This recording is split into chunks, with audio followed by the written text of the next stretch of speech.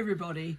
Well, it's a funny thing, but I'm often asked about planting roses, which a lot of people probably think is fairly sort of simple, but there are a lot of ifs and ands and how-tos and not how-tos as far as planting roses go. So I thought we would just do it stage by stage. So this is a bare-rooted rose. Bare-rooted in that hasn't been in a pot. It's literally come straight out of the ground from where it was grafted last year. And it's the perfect time, well, sort of late winter, early spring is the perfect time for planting bare-rooted roses. This chap is already got leaves, and normally bare-rooted would be completely bare, hence the name. So here we go. We're going to dig him a hole.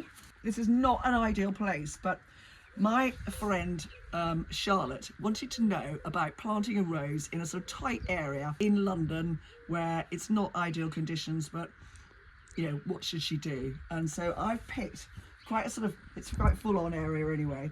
It doesn't get masses of sun. Now, roses normally like at least 4 hours of good sun a day. So this is going to get it, but we've got a sort of tunnel down here and the sun will eventually come round and it will get about 4 hours, but a lot of the time it's going to be semi-shade.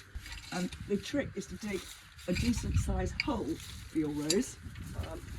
I'm afraid I tend to use my hands like moles. Make sure you dig a big enough hole.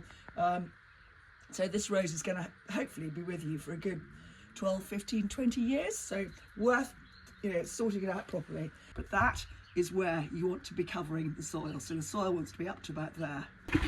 By the way, I've soaked this. This has been soaked in water for a couple of hours before getting it ready for its hole. That's really important, and don't let your roots dry out. That's a mistake number one, which a lot of people make.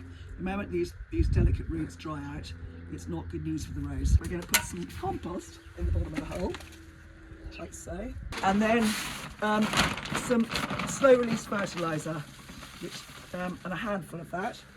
And I'm going to sprinkle that in the bottom of the hole, and then sprinkle it around the soil that's going to be backfilled around the rose. You can use fish blood and bone. You can use, I use Vitax Q4 because I think it's just a really good slow release that you can use on any, hello Willa, hello, any shrub or tree or plant.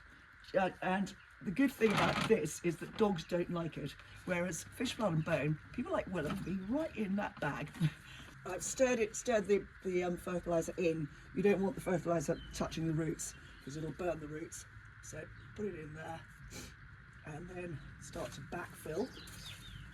So we've got compost, bit of muck, and the slow release, and fill that in like that.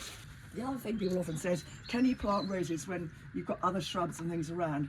And the answer is yes, you can, but they like to have some TLC, so as long as you've planted it nicely and it's got a reasonable hole around it, so it's not completely competing, it'll be fine. So that's the absolute ideal height. See, the union's about an inch below the surface, and I'm going to put a little tiny more fertiliser around the top, not directly touching the stems, just around here, like that. I'm going to give it a bit of water just to get it going, like so, and that should be fine. And what I'm going to do is keep coming back to this during this year and show you how it's getting on in its sort of not ideal situation, but not bad. And hopefully that will inspire you to put a rose in an area where you wouldn't necessarily think about it before.